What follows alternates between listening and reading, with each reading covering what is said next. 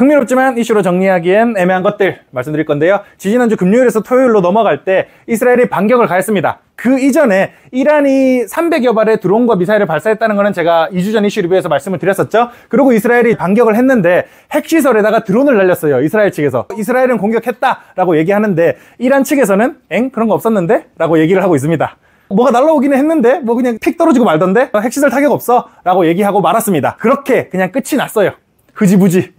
크게 번질 가능성은 매우 낮다라고 얘기를 드렸었는데 실제로도 크게 번지지 않고 평화협상 한이 많이 이런 얘기가 나오고 있습니다. 원래 정치적 어젠다가 뭐였냐면요, 이스라엘과 하마스 간의 전쟁이었습니다. 그게 원래 정치적 어젠다였어요. 이스라엘 내부에서도 네타냐후 총리도 팔레스타인 민족들을 박해하는 행위를 그만해, 민간인도 막 학살하고 그러니까, 그래서 내부적으로도 시위가 엄청 많았는데 요 이란하고 갈등을 만들어버리니까 네타냐후가 진짜 여우 같은 할배거든요. 그 할배가 연임을 9번을 했어요. 총리가 9번 연임하기가 쉽지 않아요. 근데 거기는 여우 같은 할배라 가지고 어젠다를 이란과의 전쟁으로 바꿔버린 거예요.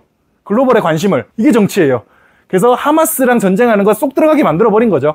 정치하는 사람들끼리 얘기하는 어젠다 자체는 이스라엘과 이란으로 넘어가는 분위기지만 어쨌든 간에 여전히 이스라엘이 하마스를 계속해서 공격하고 있다는 거, 이 부분에 대해서는 내부적으로도 그렇고 프랑스, 미국도 그렇지만 대학가에서 시위가 계속 이어지고 있는 상황에 있다. 어쨌든 정치적 어젠다 자체는 네타냐후 총리가 잘 이끌어왔다라고 말씀을 드릴 수가 있겠습니다. 그리고 이제 우리나라도 뭐 결혼 안 한다, 애 안 낳는다 난리지만 미국도 크게 다를 건 없습니다. 물론 그 격의 차이가 다르지만요. 일단 출산율 2.0 밑으로는 소멸해가는 과정인 거 아시죠? 2명이 둘러야지 겨우 인구가 유지되는데 우리나라는 뭐 0.7이고 그래도 미국은 1명대는 가거든요. 역대 최저라고 하는 게 1.4래요. 지금 미국이. 우리나라랑 비할 바도 못 되지만 어쨌든 간에 미국도 결혼을 점점 안 하고 있습니다. 1940년대생, 50년대생, 60년대생, 70년대생 줄긴 했지만 그래도 많이들 결혼을 했다는 거예요. 근데 80년대생 엄청 떨어졌고요. 90년대생은 더 떨어졌습니다. 그래서 이 부분에 대해서 미국도 크게 다르지 않구나. 미국도 저출산 문제에 직면하고 있지만 1.6이면 2보다는 미치니까 미국은 이걸 어떻게 해결하냐? 이민 받으면 돼. 인 거죠. 인구 증가가 1% 넘게 이루어지는데 그거의 0.8%는 이민으로 다 들어오고 있는 상황입니다. 그래서 미국의 인구 정책은 이민으로 해결한다 라고 말씀드릴 수가 있겠고, 올해 말 2024년 12월 18일에 금리 결정에 있어서 잠깐이지만 5.5에서 5.75의 확률이 나왔습니다. 시장이 어떻게 예측하나인 거죠. 매우 잠깐이지만 금리 인상할 수도 있겠다의 가능성이 나왔습니다. 중요한 포인트는 0에서 1이 되는 게 1에서 100이 되는 것보다 더 어렵다는 거예요.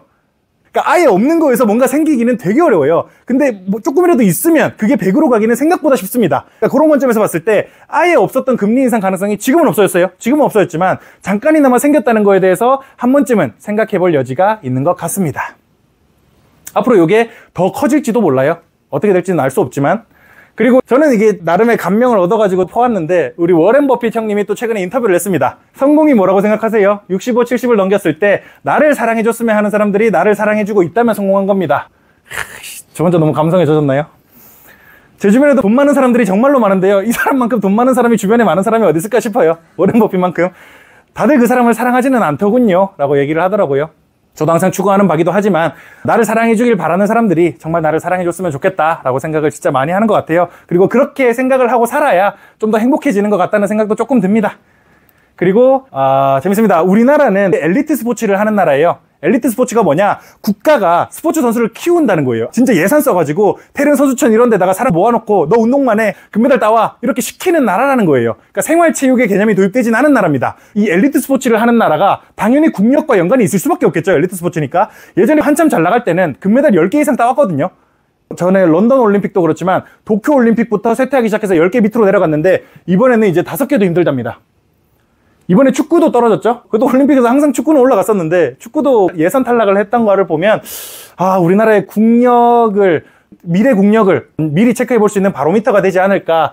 2029년 5년만 지나면 인도네시아보다도 GDP 딸릴 거라는데요. 뭐 말해서 뭐 하겠습니까.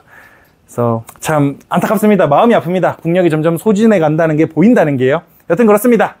여기까지가 제가 이번 주에 준비한 이슈였고요. 이번 주에 주목할 만한 지표로서는 독일의 GDP, MOM은 0.6 그대로 나왔는데 YOY, 전년 동기 대비로는 0.6이 예상됐는데 0.7로 조금 높게 나왔습니다. 한국의 산업생산 마이너스 3.2% 나왔습니다. 그러니까 많이 떨어졌죠. 그리고 중국의 제조업 PMI는 50.4로 약간 높게 나왔습니다. 그리고 독일의 GDP 발표가 있겠고요. 오늘 저녁이에요. 그리고 유로존의 소비자 물가지수 발표도 있겠습니다. 오늘 저녁이에요. 그리고 내일은 한국의 무역수지 발표가 있겠고, 또 이제 새로운 한 달이 시작됐으니까 미국의 중요한 일자리 지표들 많이 나오죠. ADP라는 민간기업에서 발표하는 비농업 고용인구 변화 발표 있겠고요. 잡 오프닝, 일자리가 얼마나 많이 열려있나 발표 있겠고, 미국의 원유 재고 발표 있겠고, 중요합니다. 기준금리 결정, 파월이 어떤 멘트를 할지 매우 중요하겠죠. 그리고 한국의 소비자 물가지수, 미국의 신규 실업수당 청구 건수, 미국의 고용 보고서 발표도 다 나오겠습니다. 이번 주에 하도 중요한 게 많이 몰려있다 보니까 다음 주에는 크게 중요한 건 없기는 해요. 한국의 경상수지, 영란은행의 기준금리 결정, 그리고 중국의 무역수지, 영국의 1분기 GDP, 그리고 중국의 소비자 물가와 생산자 물가 정도를 유심히 보시면 되겠습니다. 여기까지가 제가 이번 주에 준비한 이슈였는데 혹시 궁금하신 거 있으십니까?